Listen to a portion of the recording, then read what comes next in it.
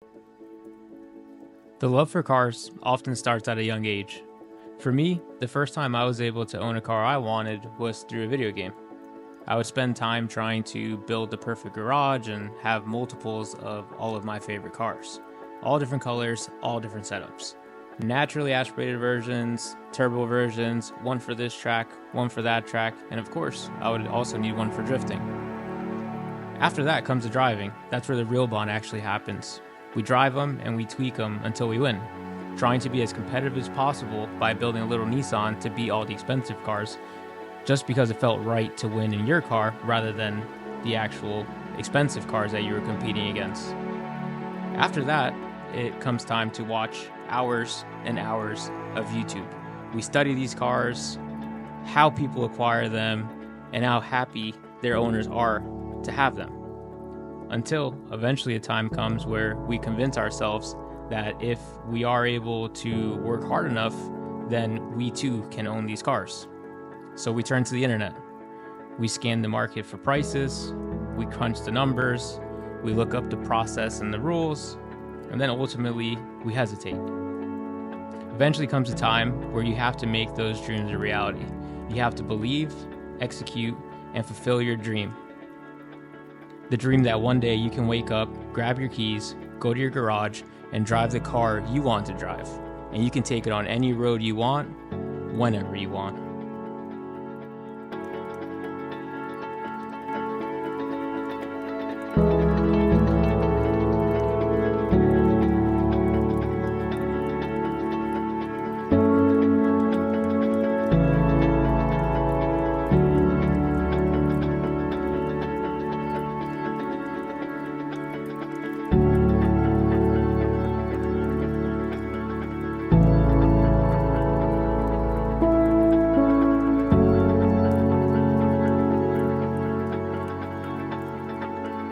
Well guys, we are officially in the new S15. This car is something that I've been wanting to buy for an extremely long time. You saw the intro video. It was definitely a dream come true, something that we've been working on for a while. And even though it's not the most expensive car, it means a lot to me. So I just wanted to take this time to kind of go over how I got this car and essentially what the plans with the car are going to be. And I came across this exact car in Japan, obviously, wanted it. I have a cousin that has lived in Japan for 7 years and is also into cars. So we essentially teamed up.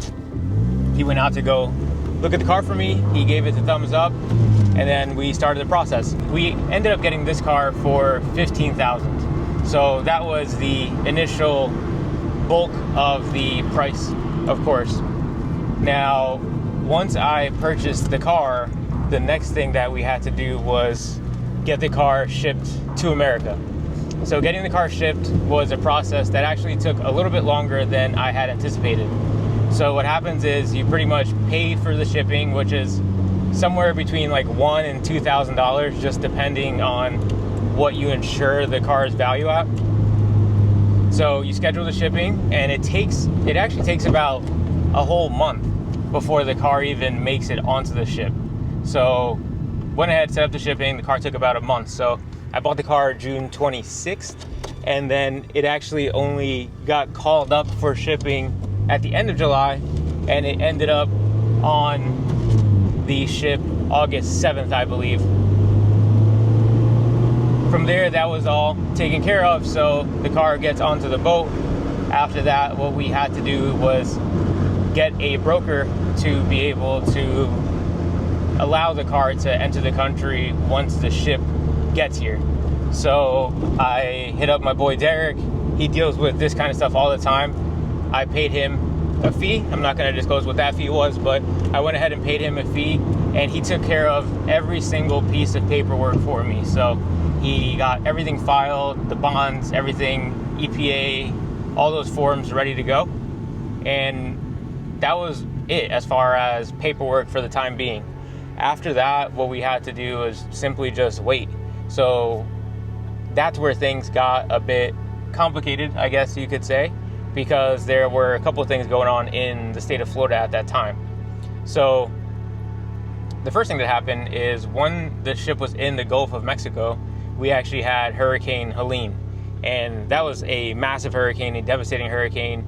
And what it did for the ship was, since the ship was right there in that exact spot, they actually had to just wait. So they got to the Panama Canal, and the car just kind of sat there for like 2 days, going at like 1 knot, which is literally nothing for a huge ship. So it was going at 1 knot, not moving at all essentially for 2 days until that hurricane passed. So that delayed it a little bit. Now, once the car made it through that, the first stop is that it had to go to the port of New York because they had to drop off cars there first. So it got to the port of New York on October 2nd. The issue with that is that the longshoreman port strike had just started. So since they went on strike, that took another 4 days until essentially they got back to work and were able to unload cars. So that ended up taking pretty long, and that was a delay. But not only did they delay by 4 days for not working, it also delayed everything that was in transit. So the car ended up getting delayed about a week and a half to 2 weeks just based on that particular strike. Now, once the car was back on the way to Florida, what happened is we had Hurricane Milton. So Hurricane Milton was literally right near Jacksonville when this car was supposed to get to Jacksonville, Florida. So as you could think, that caused one more delay. So we had that delay occur too, which was obviously unfortunate, but hey, look, we got the car, so that's really all that technically matters. That was it for delays. So the car ended up getting to the port, I believe it was like October 17th is when the car landed. So from June 26th to October 17th was just a pure waiting game and just things kind of aligning. So if you get a car shipped from Japan, take into account it might take up to 4 months to go, just depending on how everything goes. So once the car had landed, that's when it was time to get the car released. All right, guys, we just hopped out of the car real quick since we just got to the coffee shop. So basically, once that occurs, what we have to do is go ahead and get the car VIN verified, and obviously to my door. So that's where Brian came in handy. And what Brian was able to do was not only pick up the car for me from the port, but he also went ahead and on his way to deliver the car to me, he stopped at DMV and got the car VIN verified for me.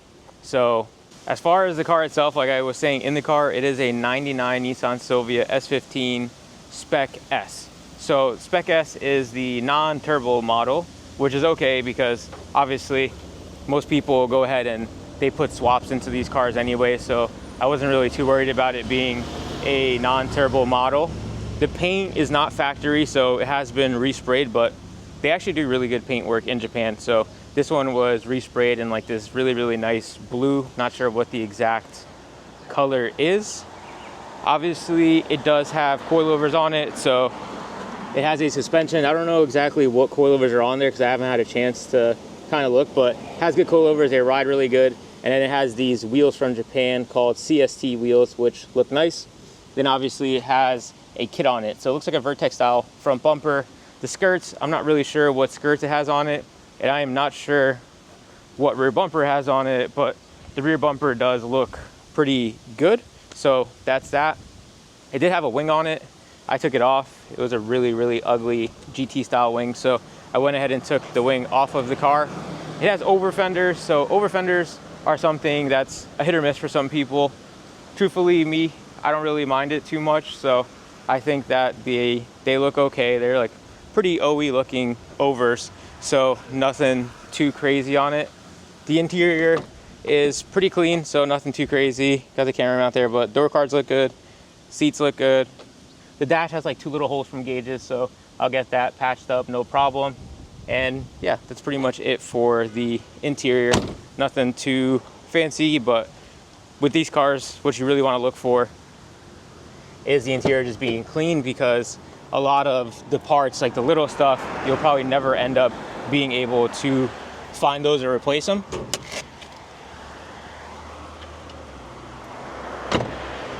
I'll show you guys under the hood. So like I said, under the hood is nothing too fancy since it's NA, but it's clean. So it has just a standard NA SR20 in it.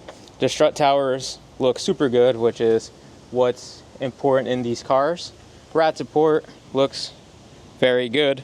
Everything lines up nicely. So overall, it's solid, you know, and I can't really complain, which was the whole idea behind this. Got that horn going off in the back. So essentially I just wanted this to be the first car that I had imported. So by that, I mean, it's a car that I found locally in Japan. I sourced it myself. It's a car that I had get shipped to America, cleared by customs, and essentially all the way to the point where I can drive the car in Florida with Florida tags on it. And that's exactly what we did. So it was a journey. There was a lot of learning curves that went along with it. And yeah, I mean, that's what life is all about, just kind of learning how to do the things that we enjoy doing. So overall, I know some people are anticipating, especially a lot of my friends are anticipating that I'm gonna build this car because I had one in the past. And ideally, if I was keeping the car, I would 100% build it. First thing I would do is, you know, take that NA SR20 out. And then me personally, I'm an RB guy when it comes to Nissan. So I would essentially do an RB25 Neo. I'd probably put, you know, a Z32 5-speed in the car, single turbo, have it making around like 500 with, you know, a Haltech or just a very standard 500 wheel horsepower RB25 car. And I would just use it as like a street car slash, you know, weekend drift car whenever I was up for it or whenever the boys were going drifting. But truth be told, I want to get back into cars. I want to make money with cars. So I want to be transparent about that. And I think this car is the first step in doing that. So what I imagine is one day having a JDM dealership here in Palm Beach, Florida. Something cool, something with cars that are affordable, you know, nice cars, not the most perfect OEM, you know, low kilometer cars, because that's not really what I'm into right now. I like driving my cars. So what I would like is that happy middle. So these are cars that look really good. They're in pretty good shape. The interiors are pretty good, but maybe, you know, the car needs a swap or, you know, something along those lines where it was like an modded car in Japan, but well modded, because a lot of the cars in Japan, obviously, they don't mod them the way we do in the US, but just like a good looking modded car that's affordable. That way the next guy can come in and kind of do his thing and still get to enjoy and love the car and make it a version of his own. So this is the ideal example of it. So this is a good looking car. Like there's nothing that you can really hate on it about, especially for the price. So this car is ready to just throw a swap in and it'll essentially be your dream S15. There's nothing to it. It's ready to go. And the cool part with a car like this is you can drive it right now. So a lot of the times you import a car from Japan and it's not cool yet. You know, you still have to lower it. You still got to put it on wheels, or maybe it needs paint or something like that. But with something like this, you can actually jump in it right away, enjoy it, love it, while you're saving up for parts. So you can build a motor on the side, you can, you know, buy your little rare interior bits and stuff like that. But for the time being, you can still ride out to car meets and look good, have fun, and enjoy your car while you're building it. So you don't have to dump 10 grand into it right away. It runs well, shifts smooth, the car pulls hard, there's no problems, no issues. So you can take your time with it. And when it comes to building cars, taking your time is definitely something that you want to do. That way you get everything you want and the car comes out exactly how you want. So yeah, this will be for sale one day. As of right now, I am enjoying it way too much, so I don't plan to put it for sale until maybe the end of the year, because I'm going to go back to Japan and maybe buy an R34. So yeah, for the time being, that's her. It's an incredible car, and if you guys want, I can definitely make some more content with it. I can do some POV videos with it. It's pretty slow, but it's sick, so I love it. So yeah, we'll just grab some B-roll here at the coffee shop. I'm gonna grab a coffee and some breakfast and enjoy my car and enjoy this beautiful Sunday morning. And then I'm actually going to hop into our old friend, which is the McLaren, and I'm gonna go ahead and drive that to an event today and have a little bit of fun with that car before work.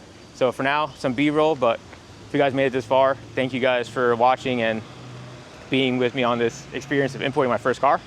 I'm so happy. It kind of really brought me back to my roots, and I'm excited to hopefully keep grabbing some of these and one day have a nice JDM car dealer filled with cars that I would personally love to drive myself.